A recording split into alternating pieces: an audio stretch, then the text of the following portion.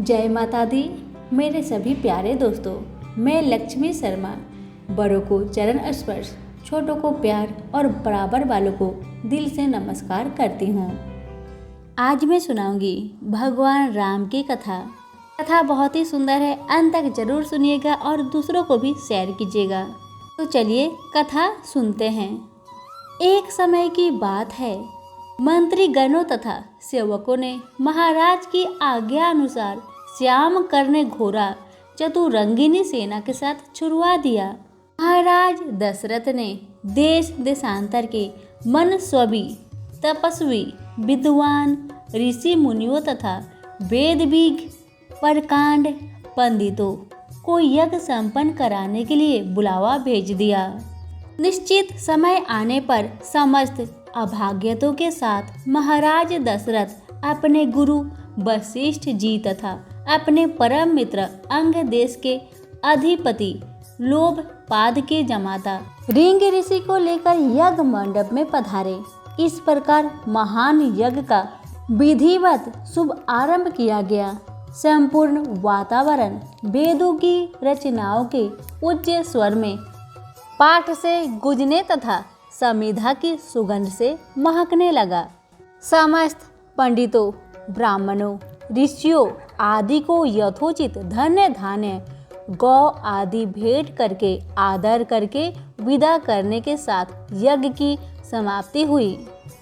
राजा दशरथ ने यज्ञ के प्रसाद चरा को अपने महल में ले जाकर अपनी तीनों रानियां में वितरित कर दिए।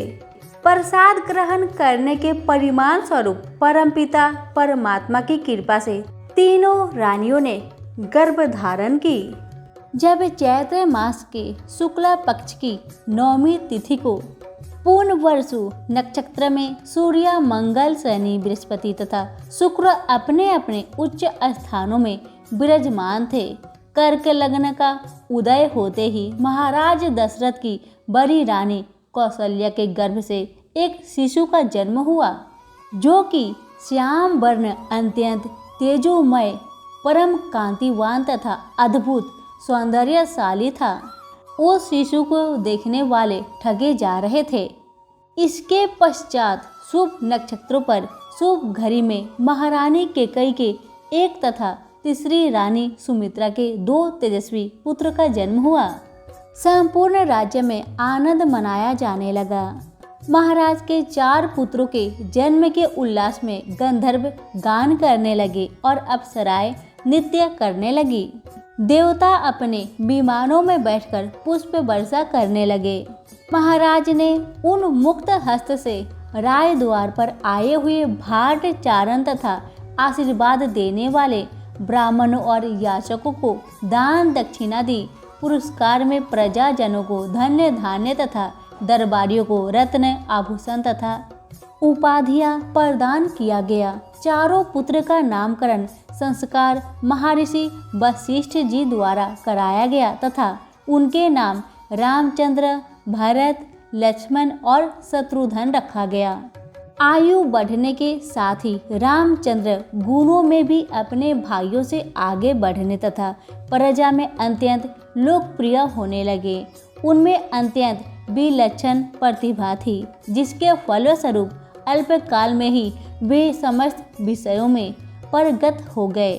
उन्हें सभी प्रकार के अस्त्र शस्त्रों को चलाने तथा हाथी, घोड़े एवं सभी प्रकार के वाहनों की सवारी में उन्हें असाधारण निपुणता प्राप्त हो गई। वे निरंतर माता पिता और गुरुजनों की सेवा में लगे रहते थे। उनका अनुसरण शेष 3 भाई भी करते थे।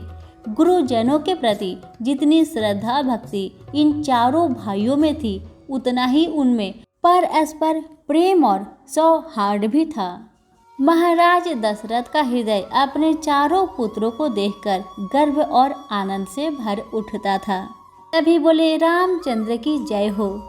हमारी आज की भगवान राम की जन्म कथा यहीं पर समाप्त होती है। कथा कैसी लगी कमेंट बॉक्स में जरूर लिखकर बताइएगा। धन्यवाद।